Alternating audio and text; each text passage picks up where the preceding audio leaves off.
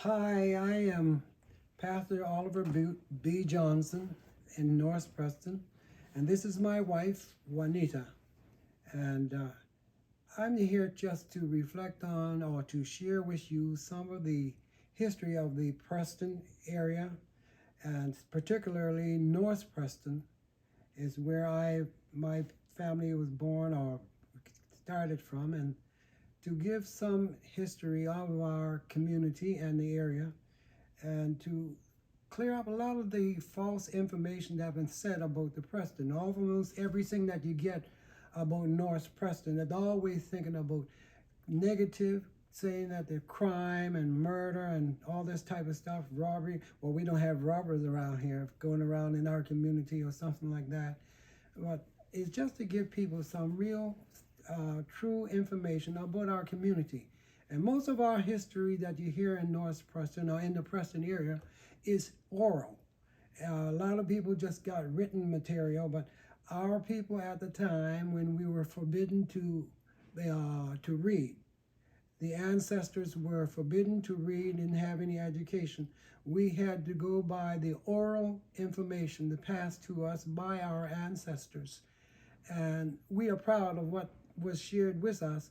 And it's too bad that most of that we should have heard or should know has been lost because they have all passed away. But this is all we're here to tell you a little bit about North Preston and the Preston area.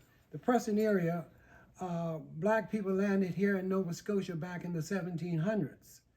Although there's nothing they indicate so clearly about us here and our contribution to the province of Nova Scotia and to the country of Canada, we have been here for a long time, and we are nation builders because they used us as cheap laborers.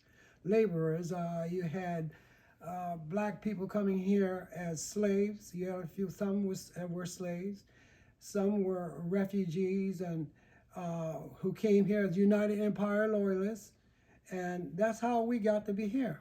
Now, when I think about the father of the communities, this is what we know as early that my great, I guess so many years back, grandfather Joseph Smith, and he arrived here. As to when he arrived, we don't know, but I did find documents of him receiving land grant of 50 acres, and that date was 1784. As to how he got here in Nova Scotia and how he got here in this area, well, we don't have all that information yet, but we're still searching, and hopefully we'll find out as to how he got here and where he came from. But it was before the American Revolution. The American Revolution took place in 1785, but he was here in order to get the land in 1784. He had to be here long before that, and how he did it, it's something that is a mystery for us. And I would say that he had to be very courageous because it was not safe at that time for black people to travel and to get here. He might have got here on a British ship. We don't know that. But that's what our ancestors, the whole community, all of our people came here in many ways that we don't have all the details for, but the majority were they were United Empire Loyalists who landed here. Some of us came when we were promised, when the American and the British were fighting. The British offered freedom and land, they promised. Well, that's what I think it was Monroe, gentleman, I can't think of his name right now, who offered freedom and land, and said that you fight on the British side, any black slave who would come on the British side, that they would be given the right to do that. And that's where our ancestors ended up. Many of them came over here fighting on with the British against the American, and allowed for us to get here. And they were thinking in terms of freedom. That's what they're aiming for, freedom. And that's what we've been fighting for over 400 years now, I guess, for freedom. We're still fighting for freedom to be able to live with liberty and justice like everyone else. We have the same goal as any other culture. White people, yellow people, brown people, you name it. We as black people have the same goal. We are all coming from one root, which was Adam, and all human beings are the same. And we got the same interests that you have. Some of them may be a little bit greedy, but we aren't greedy in that sense. When we're trying to, people who are fighting for the rights to live in peace and happiness and to help their family, that's all we're striving for. When you look at the time that Halifax was discovered, the city of Halifax was discovered in 1749.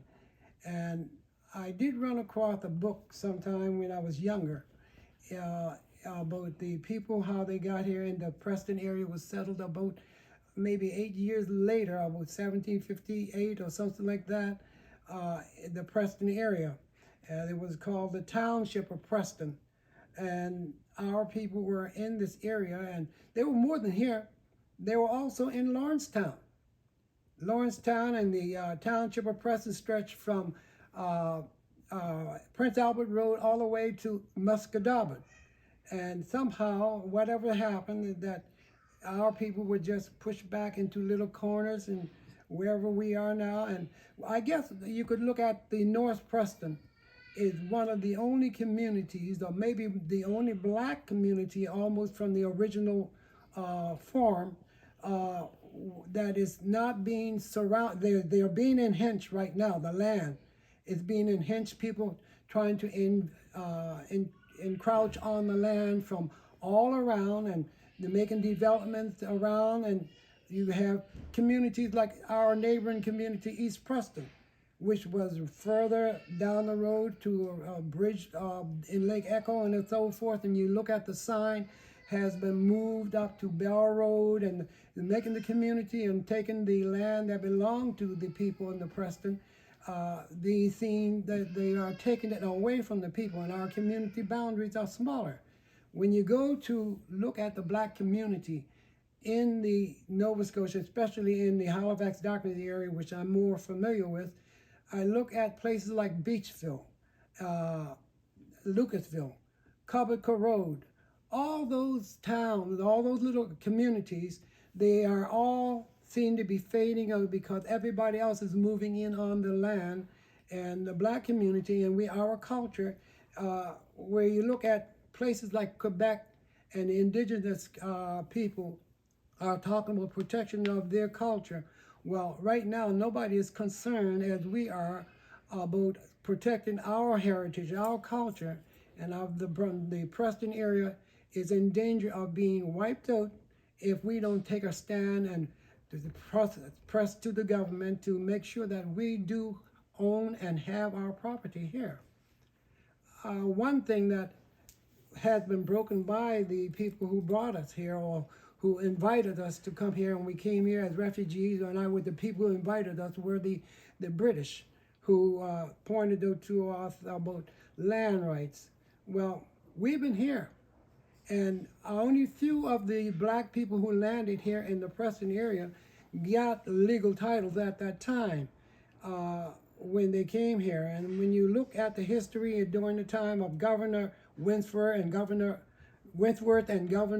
Parr back in the 1700s, the people had nothing hardly. It points out to us, and when I was reading from the historian, Halifax historian Halliburton, and he was pointing out as to when black people landed here, many of them that landed here had barely nothing. They came from a warm climate, from the West Indies and from the southern part of the United States, and so wherever they had slaves at.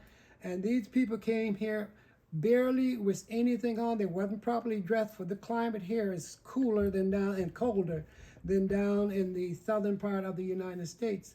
And when I read this, and I was doing the research for the Township of Preston, and I read this stuff, and it was so, and I appreciated the history and the comments made by Halliburton about the people were really in dire strait. They had nothing. And there was a point when Governor Wentworth,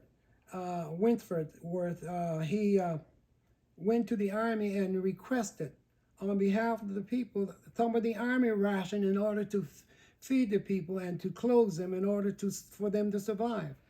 As to the detail as to how our people, they worked here in Nova Scotia, they worked clearing land, and I listened to stories from my grandfather-in-law, and people like Uncle Gordon Kane, and they would tell us the story. Uncle Ernie Beelden would tell us, and Mom Sue's. These people would tell us stories of how bad things were and how they struggled to survive in the area at that time. And when you look at what Governor Wentworth was saying back that time about the needs of the people, and these people worked hard with nothing they had, nothing of it really, and what they did, they helped to clear land for people to farm. They were still treated, even though slavery was supposed to be dissolved or abolished in the British colony, or British Empire in 1833, I believe it was, yet they were still treated as slaves. Here in Nova Scotia, where there have been people bragging that, oh, we Canada, we never had slaves like the American, you got nothing to boast about. You did have slaves. And there were some who fought and brought slave wisdom when they came. Some of the white loyalists, they brought slave wisdom. And there is in the history of Nova Scotia legislation, when there was a group that did petition the government and tried to maintain some of the same racial law that the American had, to maintain the slaves as property. But the government, the legislature here, at that time, they refused to approve that. So the people still had people, even though the law did not approve it, they still treated the people from the area as more like slaves. And what you see here, our people have been survivors. Thank God for making us survivors. And our survival here is based on our faith in God. And we had nothing else to rely on except for faith in God. And the church was the main center for us. Whenever we were in trouble, our people, they had belief that God would deliver. Now, we see that we still have no wealth or anything like we would like to be able to deal with to help our children and the generation, the grandchildren to come and so forth. But we do look at the courageousness of our people, how they came through with very little, and they scrounged around collecting whatever they could from the woods which God provided, and helping to provide for shipbuilding here. When my grandfather was telling me about knees, something like the curve on trees and saying a curve like this, when they were still building sail ships, sailboats for the fishermen and for the army and so forth back at that time. And he was told this by his grandfather and all about how they did all this stuff, and in the Preston area, how they would go to the woods and collect the stuff that was needed to help in the shipbuilding. You hear nothing about what our people did to help during that time of shipbuilding. Our grandparents told us about how that in the morning they would get up early, 4 o'clock in the morning, in order to try to survive and get the few cents to help their family. Charcoal. They made charcoal, and as you're driving into the community of North Preston, there's a big hill that we call it the Thomas Young Mountain. As you're driving around the shore of the lake, that side of the hill, and there's spots that my grandfather showed me how they, and there's a number of others who know that their grandparents told them the same thing, how they built and they made charcoal to sell in the city in order to get a few cents to help their family to survive. Our people worked hard in order for this community to be here. They did not have education. Our grandparents, they had limited education. Most of them, they couldn't read, but yet they had wisdom of how to maintain the community. They worked together as a community. Back then, even though we got education today, we don't work together like the old people did. You hear of our grandparents and how they had things going. They organized. They didn't have schools here. They organized. They fought hard and they put in efforts to try to get education And they here. also stood together. Yeah, they stood together and they got education. They got the first old school that was here that you see right across the street, right where this new school is now. As you go to where that first driveway coming in to the Nelson Winder Elementary School, that is where the old school, New Road School they call it, the old wooden school, one-room school that we played in when I was growing up. That old wooden school was the first school that were here. And those people fought to get that school.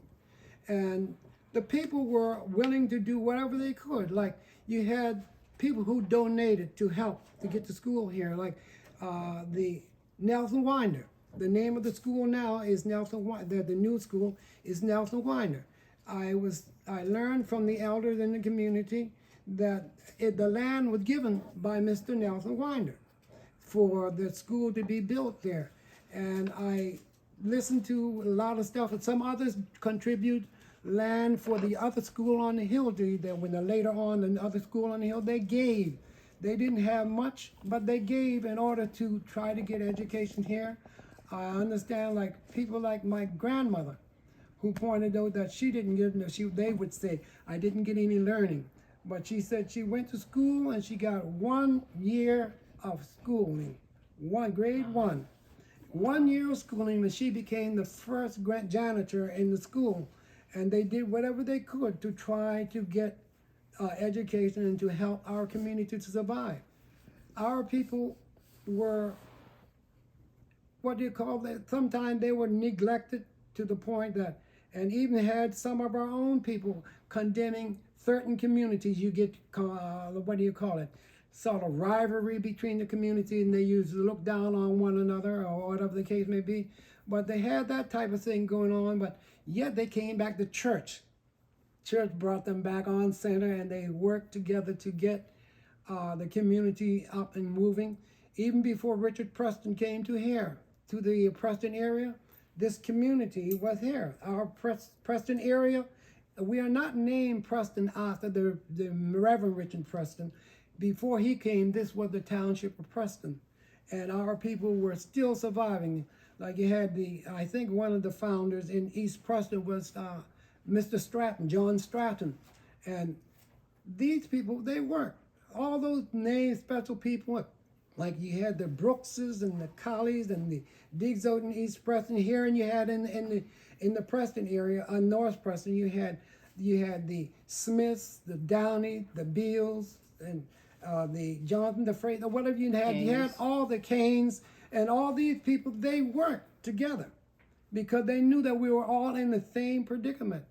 They shared what they had. When somebody was in need for something to eat, they shared. And you heard stories of, you listen to your grandparents telling how that if somebody didn't have what they did, they would share food, or they'd take the food, and if somebody was making a pot of soup, they made sure that that was shared with someone else. And if there was a meat bone or something like that they didn't have, they would borrow one another meat bone and things like that to survive. Well, they did whatever was necessary in order to survive. Our people, they were hog farmers too. They did a lot of that. They all had their own animals and tried to farm here, but they couldn't farm here because the land was so rough. Too many rocks that they couldn't put in real nice gardens or anything to grow crop in that sense. The main type of farming that they did in this community was hog farming. And it didn't disappear in this community until about 1978 or 1988 when they declared this area as a watershed. The North Preston community in particular, they said the Preston area, but 95% of this community, I would say not 95, I would think that 100% of this community is in the watershed. So they declared, and that was done by the city of Dartmouth at the time when it was not, when they were standing independently as a city. And Dartmouth was declared this land as watershed. and our people was restricted from developing our own land. The hog farmers found that they couldn't do anything that they went to do. In fact, this was done secretly, because when it was done secretly, the people did not know until some of the people in the area went to get housing permit. And when they found that they could not get permit, and they were told the reason why they couldn't get permit, you're in the watershed. And that's when it became an issue for the people in the Preston area, particularly North Preston, and it came out. And the people were rallied together with anger as a result that they could not develop their own land, and they weren't given the legal title to their land or anything. And all the land claims that was supposed to be given, where our grandparents had, and great-grandparents and those before them had cleared the land and built. If you went through this community, and I think the same thing in East Preston, you find old rock walls. This is how when they cleared the land, they cleared it not only of trees, but they cleared the rocks, and hoping that they would be able to farm. In this particular area, I think the better land within East Preston than you have in North Preston. We had the rocks, and we haven't discovered how we could make all the money off besides building rock walls, but we haven't found any gold here yet. But we found that it was really difficult, but our people, they did all that they could to maintain this community. And as they did all this stuff to help the community to survive, and we are the young people, the generation that are here now, it is up to us to do all we can to maintain our community and the history of our community. We have to work hard to try to make sure that our land, the rights to our land, be given to us. We don't want anybody infringing upon the land that's rightfully supposed to be ours. When you have people coming in, when you look at companies, certain companies got land claim in the area that's supposed to be where the black people are living. And the question is, how do they get the land title? And we who live here, who was supposed to be given the land, didn't get legal title yet. We have heard about government doing things to help us get land title. Well, it is frustrating because you don't see a real solution. Why is it so difficult for us to get our land titles? Why haven't the government honored us with land title? We honored you by coming to help to maintain the land from the American who was fighting, but yet you did not honor us by giving us what should be ours, rightfully ours. We helped to build a citadel. We helped to do many things in this province, but yet we are still treated in a manner as not even citizen, or maybe a citizen, but the last of all the citizens of the country and of this province. It's not right what has been done to us and what is still being going on. Our education it has been limited because of the lack of interest and people investing in us and helping us. They see us more as a type of people that is only out for rioting or argument or stealing and something like that. Then that's not true. You may get walked around in the stores and saying, followed around in the stores and saying about stealing, while other people who they don't follow is stealing. We as the black people as being degraded and thinking that we are all bad people when we're not bad people. Our people in this community and in the Preston area struggling right now for land to maintain our community, for housing our young people growing up. They have grown up, young couples, they need land to build.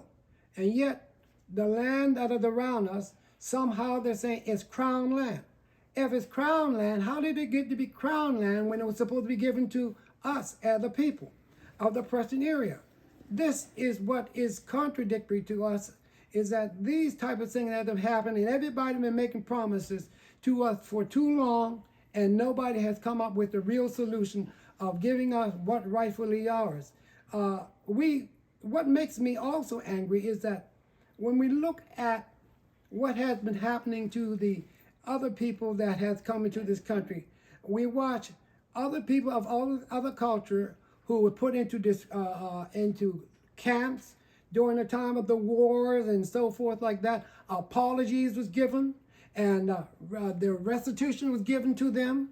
We watch at what happened to our indigenous people, in which we are part of our indigenous, some of our grandparents, and saying we're indigenous. We got lifetime ties with them as indigenous, right in our own families. We have grandparents and so forth. But as I was saying, nobody apologized to us for what mistreatment that we have been given. Nobody gave us any restitution for the injustices that have been done to us. And yet, you do everything for everyone else. Nobody do anything to help us get economic development in our country. We would like to be able to help with all that tough stuff too. We contribute to this country, but somehow there's a color of our skin seem to block people off. They have a system where black people is just not the kind of people they want to survive in this country. I hope that our people would continue to fight. Like you hear about movement like the Black Lives Matter, we always did look at people. We always felt that we mattered. Whether anyone else thought about it long before the Black Lives Matter came into being, we always felt that there was something that we had to do, and that we need to keep on pushing for justice, pushing for the rights of our people to live in peace and happiness like all others. We don't have any real problem about contributing to the white community, but the problem came through the systemic racism and the lack of education to us, where a lot of our young men, and particularly our young men, you think that they are all out, they want to just go and do criminal activity. That's not true. Many of them have no means of survival because the lack of training to get jobs, and then when they go to get jobs, they were denied the right to get jobs. So this type of thing still goes on. When you go and look around and see who's working, you find very few of our people, young people, got jobs. Very few of those before my time. I can recall when I listened to stories from my grandfather and my grandfather-in-law, and to people like Uncle Gordon K and them talk about how hard they walked in the morning, 4 o'clock in the morning, to go to some other person's land in the white community to work, to help them on their farmland, and how hard they worked for 50 cents a day, or maybe there was a time when I listened to my grandfather and grandfather-in-law talk about, oh, well, we got paid 10 cents an hour, and things like that. And I said, well, how did you feed your family with that kind of money? I said, well, at that time, 10 cents was, I guess you could buy quite a bit with 10 cents or 50 cents, but these type of things, our forefathers came through a lot in order for us to be here today. And I would like to encourage our young people, look back of what your grandfathers, what your grandfathers' fathers came through, and all the stuff that they did through.